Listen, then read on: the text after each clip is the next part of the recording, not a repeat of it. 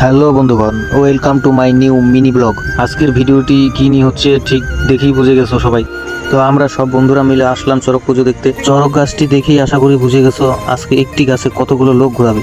মোটামুটি একটি গাছে ঘোরাবে 8জন লোক, আরও 2জন লোক ঘোরাবে সেটি কলা গাছে। আশা করি অনেকেই দেখছো, অনেকেই দেখো নি। তো দেখতে দেখতে শুরু করে দিল কলা গাছে 2জন লোক ঘোরানো।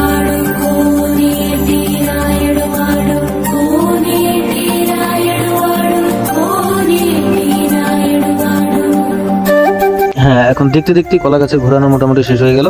এখন সঙ্গে সঙ্গে বড় গাছটি ঘোরানো শুরু করে দিল, যেখানে 8টি লোক একসঙ্গে ঘোরাবে। চলো সবাই মিলে সেটি দেখি।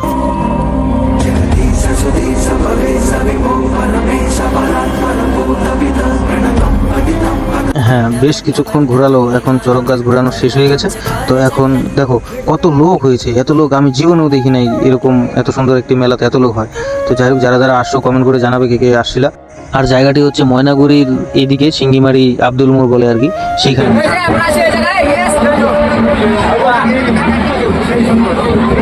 কি সুন্দর।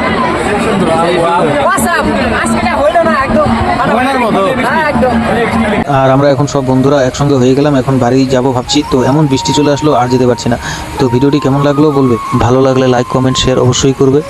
আর সবাই ভালো থেকো, সুস্থ থেকো, বাই, টাটা।